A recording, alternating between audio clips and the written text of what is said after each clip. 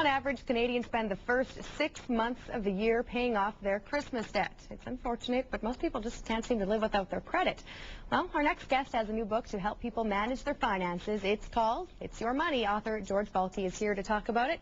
Thank you for coming in today. So 6 months of Christmas debt, the buy now, pay later.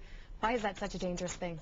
Well, we're wildly optimistic when it comes to our debts. But last year, as Canadians, we spent over $57 billion in interest payments. That doesn't even include service charges and fees. $57 billion, and that's just treading water. And we're still paying that. We're still in that first 6 months. How much, for an individual person, about how much is that costing someone? Well, individual averages I'm always leery about because some people a $2,000, $3,000 Visa balance is massive. Other people can manage a $4,000, $5,000, $6,000 balance. But we're wildly optimistic when it comes to borrowing, but eventually we have to pay it. There's probably nothing worse than having a 6 months no payment example because you're just forestalling things for 6 months. There's nothing worse than paying for something on credit cards that's going to be around for a while. I was in Atlanta a couple of weeks ago. They now take American Express, Visa, and MasterCard at McDonald's. Probably not the smartest thing to purchase something for $5, $6, $7. Because that adds up. It's disposable.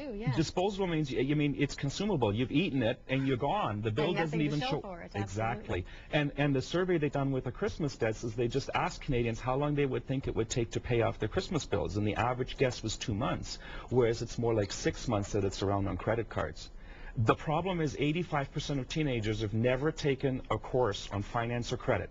If they don't learn it as teenagers, pretty much the only way we get our financial tools is through trial and error as adults. And they are more than happy to give it away, and then you're stuck with this bill you have to pay. But there is help. So your book talks about borrowing smarter, paying less, and just really getting control of your money. What are some tips? Well, I was in the finance business and credit business for 25 years, and there aren't any tools for Canadians. Most of what we see is U.S.-based, and things in Canada are so radically different. I'm not sure that anybody realizes that effective this year, all credit card companies will charge you 5% more if you haven't made 2 consecutive payments.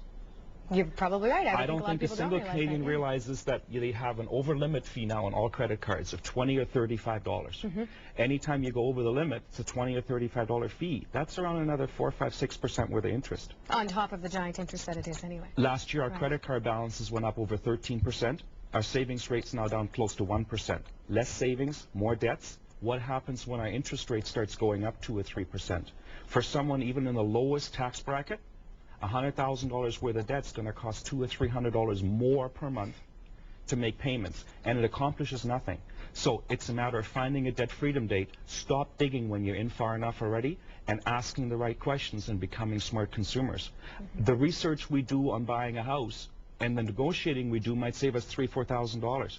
How can you save money on mortgages? That's a big one. Well, first, to reduce a mortgage from 25 to 24 years is 12 cents per thousand.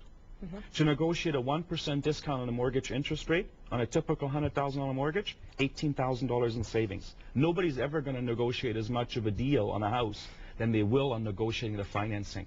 But financing for us always seems to be an afterthought, and sadly so, because that's way more money.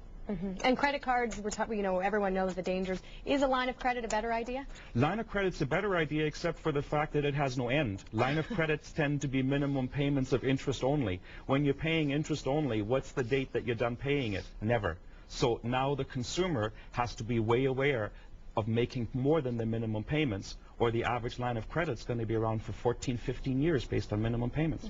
So should a person's debt be their top priority, just paying it off, or how important is it to save while you're trying to dig yourself out of debt? Well, debt is always a wiser investment. I mean, a 17% credit card is really 24% because you have to pay your credit card payment with after-tax money.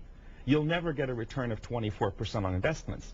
So paying off debt and borrowing smarter is probably one of the wisest choices. But borrowing smarter means having some kind of tools and getting the information first.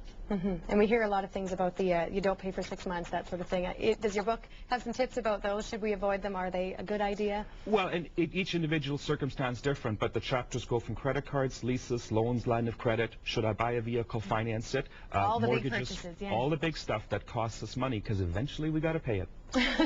That is the truth. They're eventually going to need that. So your new book is called It's Your Money. It is available in stores. But if you don't want to wait to go to the store, you can actually call the contest line. We're giving one away today. The number is 486-9233, or you can call toll-free 1-877-486-CFRN, and that is 2376. So, George, thank you for coming in today again. It's your money, and check your local bookstores now.